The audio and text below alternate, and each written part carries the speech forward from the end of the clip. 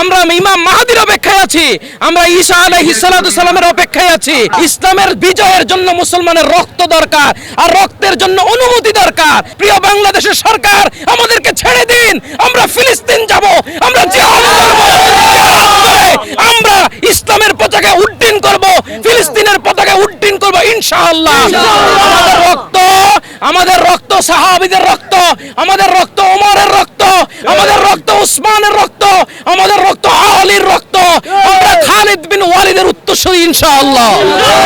আমরা মুসলমান কেন এক হতে পারছি না, কি কারণে, কি একটা আমাদের ভিতরে কিছু দ্বিধা দ্বন্দ্ব রয়েছে, এটা অচিরেই থাকবে না।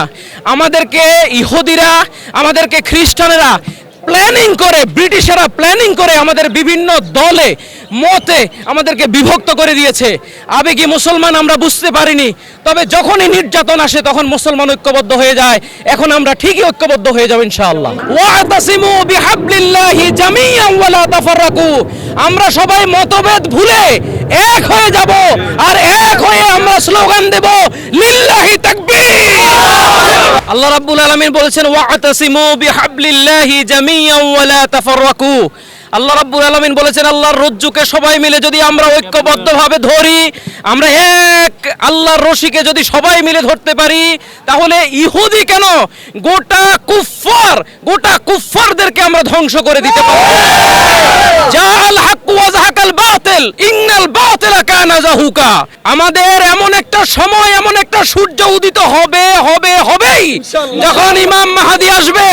আমরা ইমাম মাহদির অপেক্ষায় আছি, আমরা ঈসা আলাইহিস সালামের অপেক্ষায় আছি। আমরা ঐক্যবদ্ধভাবে কাজ করব। আজকে এই সোহরাওয়ার্দী উদ্যানে দল মত নির্বিশেষে সকল মানুষের উপস্থিতি এইটাই বলে দিয়েছে, আগামীর বিশ্ব ইসলামের বিশ্ব। আগামীর বিশ্বে ঝান্ডা উঠবে শুধু একটাই, সেটা হলো ইসলাম, ইসলাম, ইসলাম চলবে। আমরা তো ইমানি বলে বলিয়ান হতে হবে শুধু আল্লাহর কোরআনের একটি আয়াতকে কেন্দ্র করে, সেটি হচ্ছে ওয়াতাসিমু বিহাবলিল্লাহি জামিআন ওয়া লা তাফাররাকু।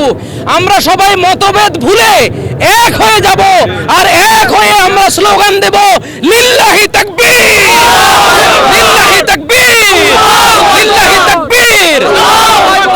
গাজাবাসীদের জাহান্নাম থেকে উদ্ধারের একমাত্র পথ হচ্ছে বর্তমান মুসলিম যে শাসকরা রয়েছে, সেই শাসকরা স্লোগান দিবে, সেই শাসকরা বলবে আমার দেশের জনগণ তোমরা ফিলিস্তিন যাও, সেখানে গিয়ে জিহাদ করো।